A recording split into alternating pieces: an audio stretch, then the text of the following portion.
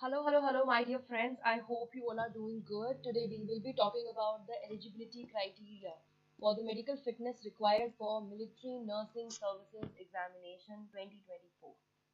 तो जैसा कि सब आप लोग जानते होंगे कि कितना ज़्यादा डिफिकल्ट होता है मेडिकली फिट होना इंडियन आर्मी के लिए। तो आज हम उन्हीं रिक्वायरमेंट्स के बारे में बात करेंगे कि हमें क्या क्या चीज़ों का ध्यान रखना है जब हम मेडिकल एग्जामिनेशन के लिए जा रहे हैं। तो मैं आपको ब्रेक डाउन करके भी समझाऊंगी कि किस डे पर क्या क्या चीज़ें होती हैं। तो आप उस तरह से इस चैनल पर ट्यून रहें। एंड आज हम बात करेंगे एलिजिबिलिटी क्राइटेरिया के लिए। सबसे पहले मिनिमम हाइट कितनी चाहिए होती है हमें। मिनिमम हाइट जो चाहिए होती है वो 152 सेंटीमीटर चाहिए होती है। ब्रोशर में भी था ऐसा सेम। अगर आप नॉर्थ ईस्टर्न साइड से हैं तो आपका 147 148 सेंटीमीटर हाइट चल जाएगा, क्योंकि वहाँ पर अलाउंस होता है। और एक और चीज़ जो ब्रोशर में थी वो ये थी कि 2 सेंटीमीटर का आपको अलाउंस एक्स्ट्रा दिया जाता है अगर आप बिलो 18 है। तो अगर आप बिलो 18 है तो आपको 2 सेंटीमीटर का अलाउंस दिया जाता है। वेट लिमिट की अगर मैं बात करूँ तो जो वेट लिमिट होती है, मिनिमम वेट जो होना चाहिए वो 39 kg तक बात हो रही है। मतलब 39 kg से लेस तो होना नहीं चाहिए, ठीक है। बेसिकली एक वेट चार्ट है, वो मैं आपके साथ शेयर करूंगी। उस वेट चार्ट के अकॉर्डिंग आप चेक कर लेना कि आप एलिजिबल हैं या नहीं।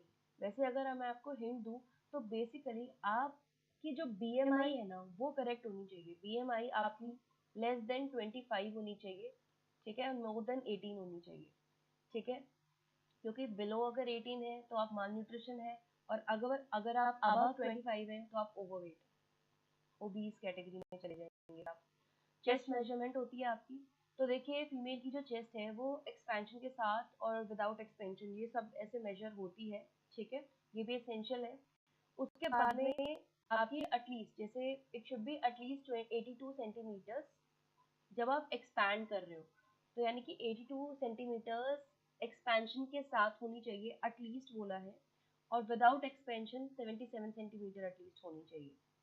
आपकी जो आई साइट है वो 6/6 होनी चाहिए विदाउट स्पेक्स और ग्लासेस, ठीक है।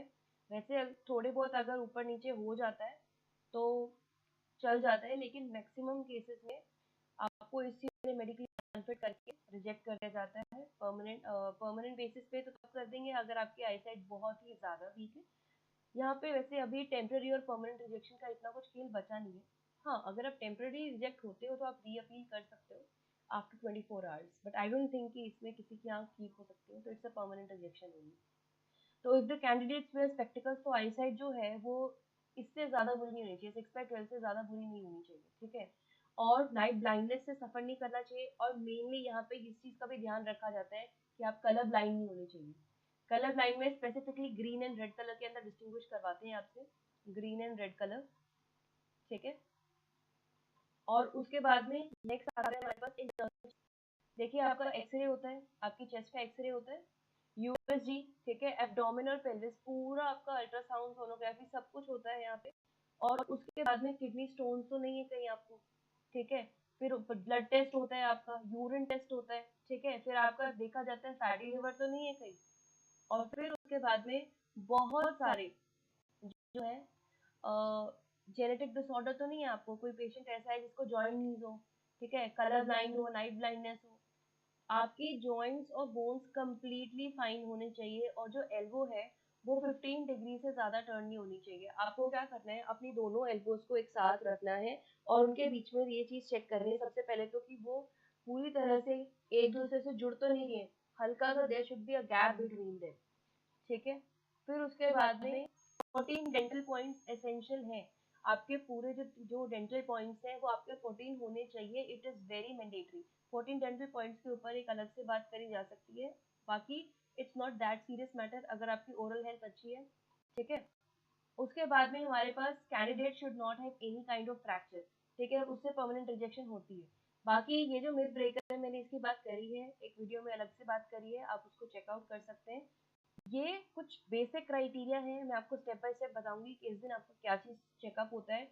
और भी इसके अलावा कुछ और भी टेस्ट होते हैं, फॉर एग्जांपल मैं आपको बता दूं ईसीजी, ठीक है, ईसीजी भी होती है आपकी। उसके अलावा भी बहुत सारे टेस्ट हैं जो होते हैं, ठीक है। ईयर चेकअप होता है आपका, आई चेकअप होती है, हर चीज़ इज चेकड अप। आपको ऑब्स्टेटिक्स गाइनी में भी लेके जाया जाता है, योर जेनिटल्स आर चेक। बहुत सारे और ऐसे टेस्ट हैं जो हमारे वहाँ मतलब होते हैं, सर्जिकल टेस्ट होते हैं जिसके अंदर आपको पूरा चेकअप किया जाता है। तो इन सब की वीडियोस मैं अलग से बनाऊंगी। डे बाय डे मैं अपना एक्सपीरियंस आप लोगों के साथ शेयर करूंगी जो लास्ट डे मैंने एक्सपीरियंस किया था। And thank you so much for being here. I hope you found it informative. Thank you so much.